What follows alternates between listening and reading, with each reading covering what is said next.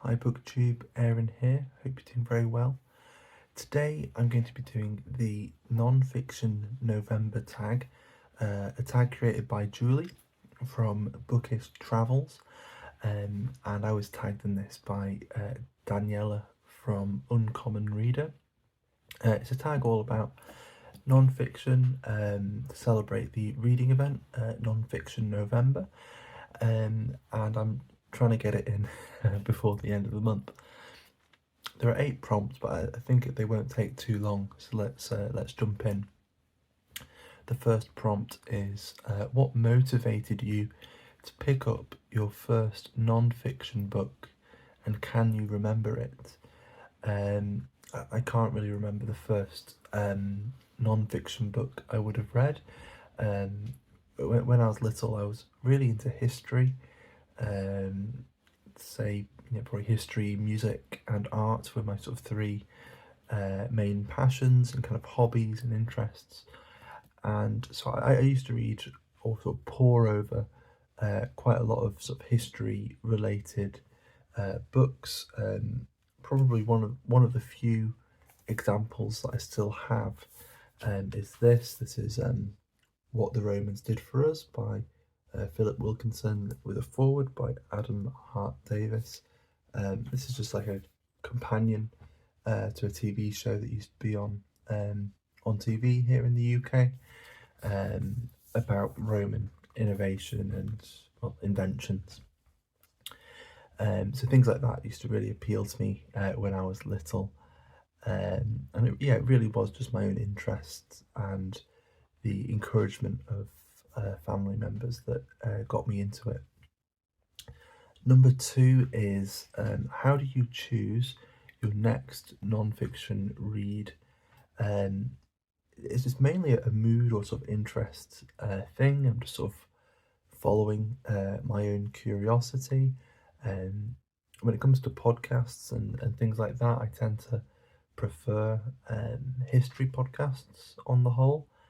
And I think then I sort of either I use the podcast as a way to think of subjects that interest me and I might want to read about, but then as well on podcasts they often have writers on as guests, or they even maybe sort of discussing certain books, sort of dealing with the issues as well. And so there's multiple ways that certain subjects and certain books on certain topics sort of come my way, or at least come to my attention. With that in the back of my head, over the last sort of year or so, I think, when I go to the to any bookshop really, I've been trying to actually go to the non-fiction section. With me, normally the history section before going straight to the fiction, or straight to the poetry, which is normally where I go in a bookshop, just so that I'm giving it its fair chance, and just seeing whether there's anything that strikes my fancy, or if there's a title that I recognise from one of those podcasts. So that's how the books sort of come to my attention, and how I try to bring them into my collection. But then when it comes to actually picking them up, as I said, it's just curiosity. Maybe something else I'm reading will move it, sort of into focus for me, or it might just simply be a spur of the moment decision. So, yeah, a fairly long-winded answer to that one. Number 3 is do you take notes or annotate your non-fiction books? This isn't something I do often with any of my books really. I sometimes go through phases, or sometimes feel there are certain books that might warrant that, or might I might benefit from annotating them, or taking notes from them. It can be a good way of figuring out a book after you've read it, to go through your notes and to write about it a little bit, but it's not something I often do. Um, maybe I should. I might try and make more of an effort to write notes, as sporadic and brief as they might be, on what I'm reading. So we'll see. It's something I might try and get better at. Number 4 is, have you read a non-fiction book that has challenged your beliefs and assumptions? And with this one, I wasn't too sure, because it's not necessarily the way I think of reading, fiction or non-fiction or anything. And so it took a while to think of something that might even loosely fit into the remit of this prompt. The only one I could really think of was Underland by Robert McFarland. Particularly, I think there's one section about root systems and about fungi in forests, and it was just a whole area of ecology that I'd never really considered, and I think sort of since reading this, sort of more books on just solely on that subject have come to my attention. I'm not sure if it's something I'd really want to go into. I don't know whether I'd want to read a whole book on fungi or on sort of root networks and the distribution of nutrients, underground under a forest. But it's an interesting subject. I hadn't heard of it or even considered it before picking up that book. And then number 5 is, how do you feel about the intersection of storytelling and factual content in non-fiction? Generally, I think it's a good thing. I wouldn't want to just be reading a textbook full of just the dry facts. I'd want at least some sort of narrative content. And I think on the whole, most writers of any genre or form or medium are probably going to be sort of tempted to tell at least a bit of a story, as much as their subject matter allows them to. I think it comes easier to some than others. There's just some random examples. Something like Red Comet by Heather Clark. A literary biography, a biography of Sylvia Plath.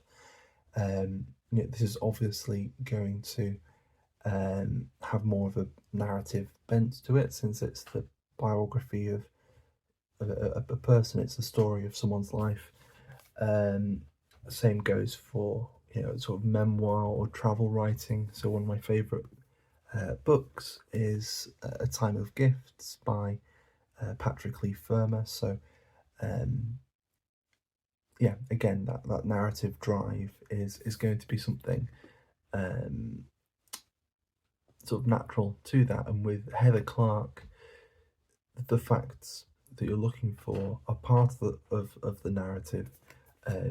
With a memoir like this, a lot of the facts coming up are circumstantial and more often than not a digression from the narrative, but always interesting and always still connected very much to a certain place and a certain time.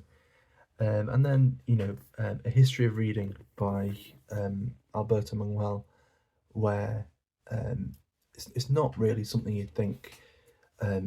He's not going chronologically here, if I remember correctly. He's jumping all around the place, and yet just the way he's writing on a sentence by sentence kind of level. I think he can't really escape um, telling some stories, even if they're really short and just contain to a paragraph or two. Um, and so there's that temptation just to write in that way, which sort of creeps across into this. Um, just to include little glimpses at stories, I suppose. And so yeah, I think it's something that's rather natural to most writers, and um, except for in the driest of circumstances, I think it's going to be there in most non-fiction books. And then number 6 is there a topic you wish authors would explore? I suppose based on the assumption that there aren't really people writing on a particular topic. I picked a really random topic. It probably is something that some people have written about. It's something that I've definitely read about. I don't know. I'm going to pause and pick up 2 books that I forgot about. So I've just paused to pick up 2 poetry anthologies, and they both have some pretty good introductions, and they're both, I think, about 2 sort of not really subgenres, sort of movements in poetry that aren't given quite as much attention as others. The first would be surrealism in English, so English poets writing in a surrealist style, and then there's an anthology of apocalyptic poetry, and they're both really 2 movements, 2 styles of writing that can kind of cross into each other. I think there is a fair bit of a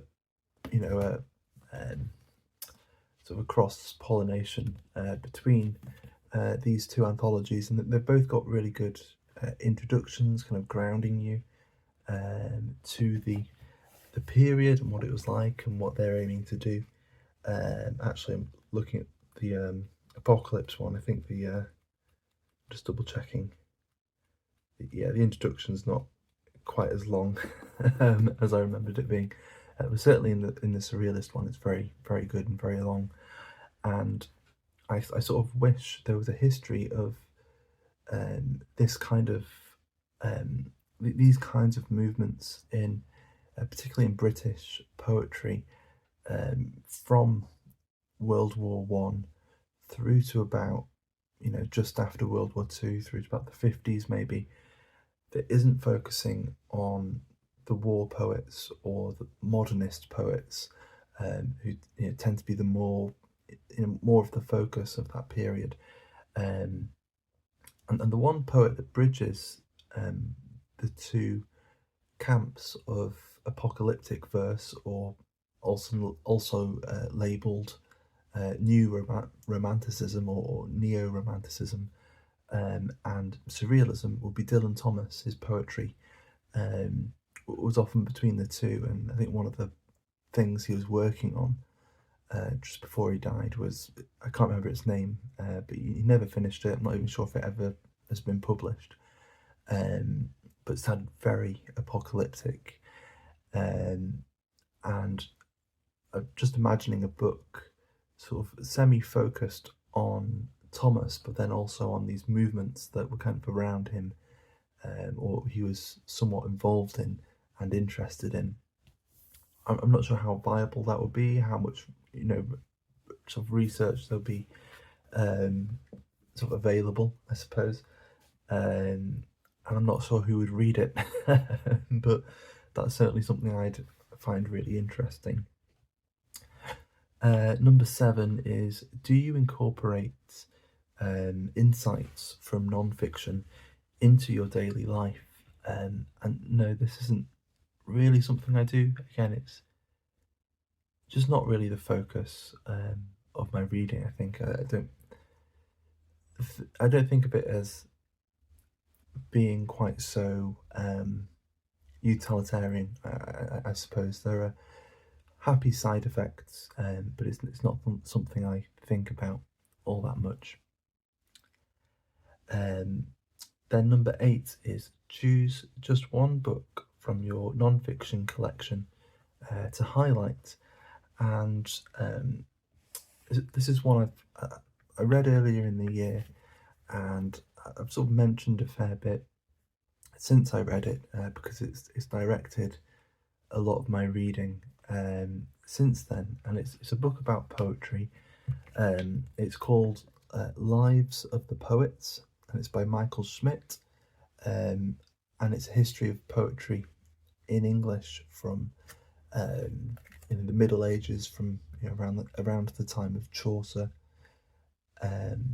through to at least the present day, from when he was writing, which would have been sort of the mid 1990s, and it's just incredible. It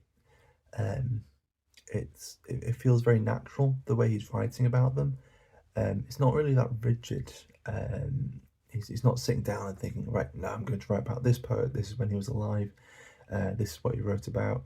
And now we're in 1960, whatever. We're going to talk about Anne Sexton, and this is what she wrote about, and this is what her life was like. Instead, it's very fluid, and it's really getting you into the period, and